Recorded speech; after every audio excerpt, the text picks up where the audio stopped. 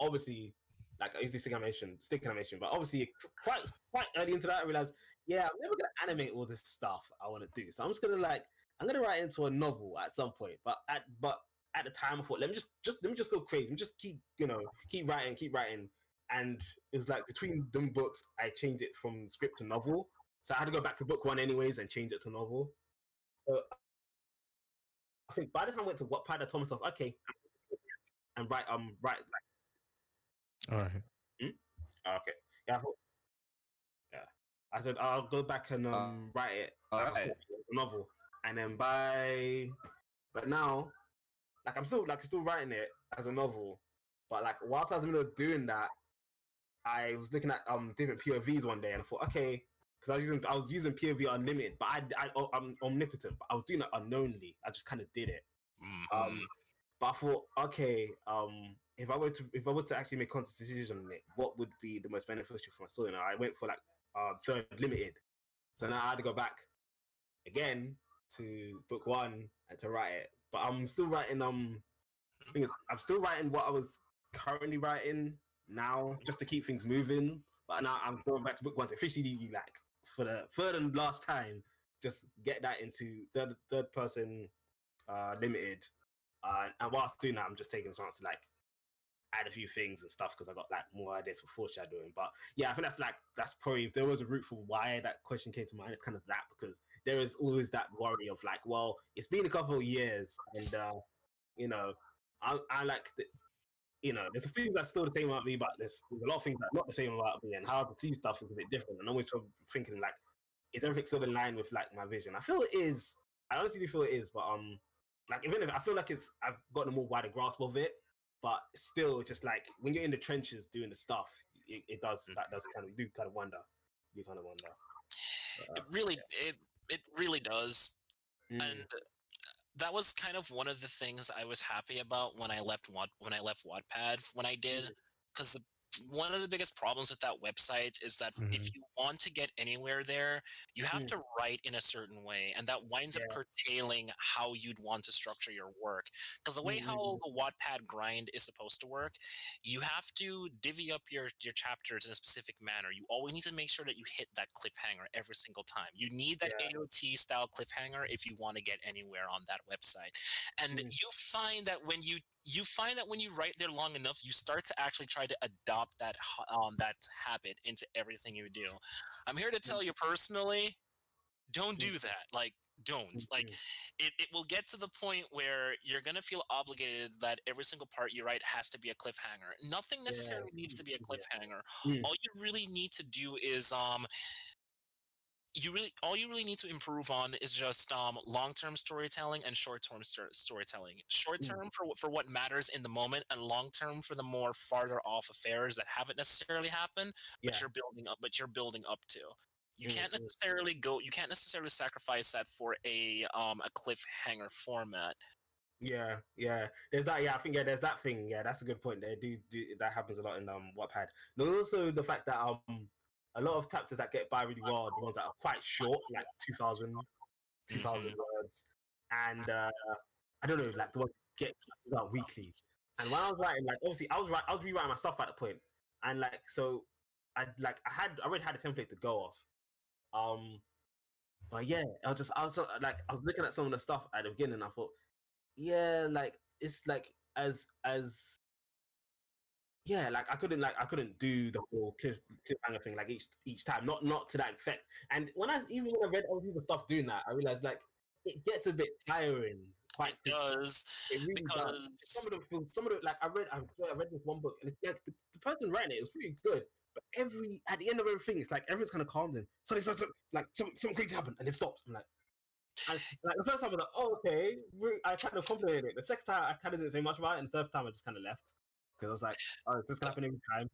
Yeah, and that's genuinely why I don't appreciate a lot of the stories that show up there. Because the problem is people just get so trapped within what you're expected to do to get by that your writing suffers for it. Like, I once read someone's work. I don't remember their names very well, but all I can tell you is the first 5 chapters were literally just one prolonged fight scene of people getting brutally murdered. And I'm like, I was like, I probably would have appreciated this as like I was like, I probably would have appreciated this a hell of a lot more if you just made this one big block of people getting tortured and killed, and then you jump over to this school isekai story that you had right after, because Lord knows it feels like you're writing two different plots here. Yeah, there's a lot of that.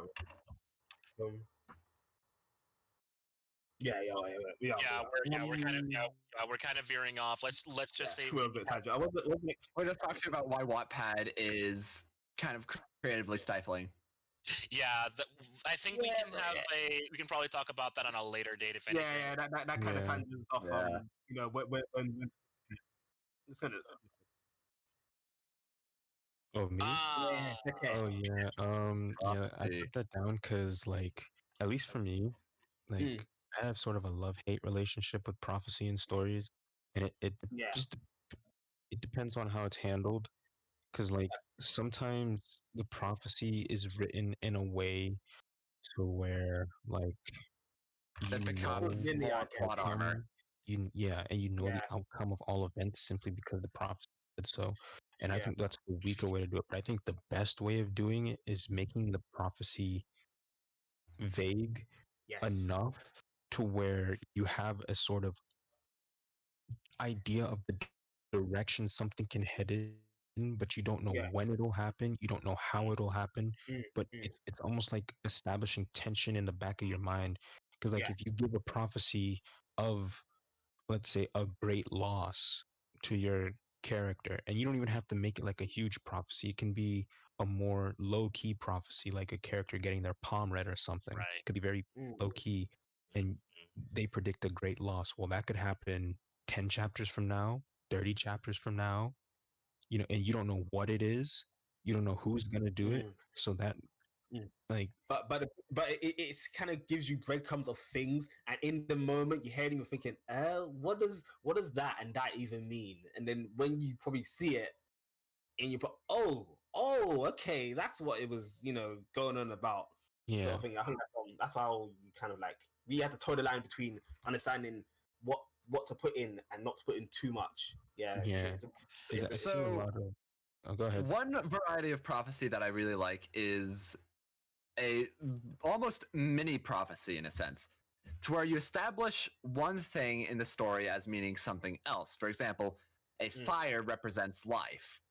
And then you can have it to where there are all sorts of clever ways that you can foreshadow a character's death through that. Like, for example, they're trying to light a cigarette, but the lighter won't start. Well said. Yeah. So, like, so things like that as well.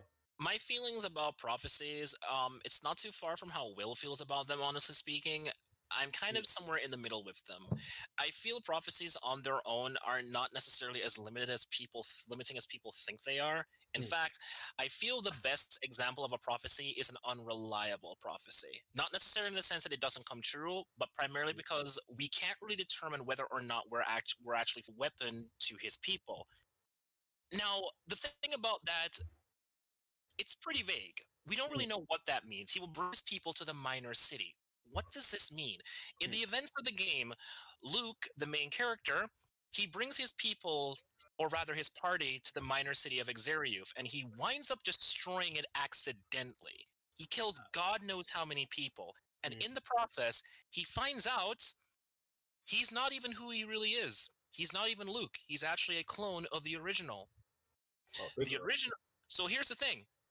Technically speaking, Luke fulfilled the prophecy. But that's the problem. This clone of Luke, he's not supposed to fulfill the prophecy in the slightest. He was created for the sole purpose of deviating from the prophecy in the first instance. But here's where things get even creepier. It turns out the minor city that they were talking about, that's not what they meant. And the game even tells you this. The game tells you flat out, the minor city that you destroyed, no, that wasn't the minor city. And your people, that's not your party. Here's the real prophecy, or as the game would have you believe it. Luke is a clone, like I said before, and there's several clones on top of this tower known as the Tower of Rem. Rem, the tower, was originally built on a mine. And guess what happens there? He becomes a weapon to Kimlaska. He kills all of his people there to ensure that the world does not collapse in on itself. It's pretty creepy. It's a it's a very, very creepy happening, and it's why I kind of have the opinion on prophecies the way I do. I don't necessarily. Oh, Tales of the Abyss. It's pretty. Cool. I think it just. Oh,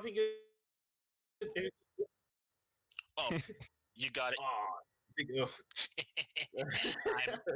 I'm evil. I'm known as the guy. I'm kind of known as a guy who goes around spoiling everything because it's pretty old. I sometimes kind of. Yeah, thankfully you did give me a spoiler warning because I am planning on watching Made in Abyss. So I actually that's a different took off my headphones and closed. It's a different one. Tell them Abyss, but I mean, either way, you've.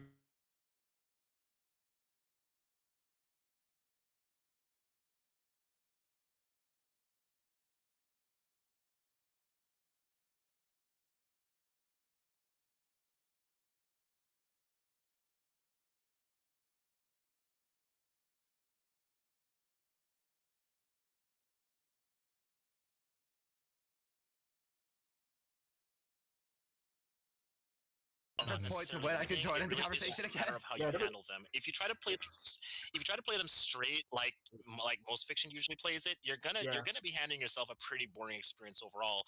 It's when you play with the prophecy in the minds of the characters and the audience. Especially if it's a prophecy, like the worst one you can do is a straight laced prophecy. It's quite obvious, and it reduces tension by saying, "Oh, don't worry, the chosen one is gonna sort everything out." Like I will fall asleep right there. Like that is like the worst. One, worst way you can do it.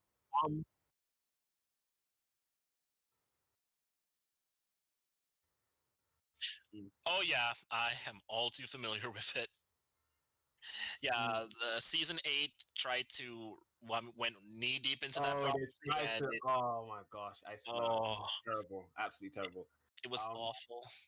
Yeah, I want to raise that from my mind, but yeah, I think a really good example of a prophecy done well is Wheel of Time.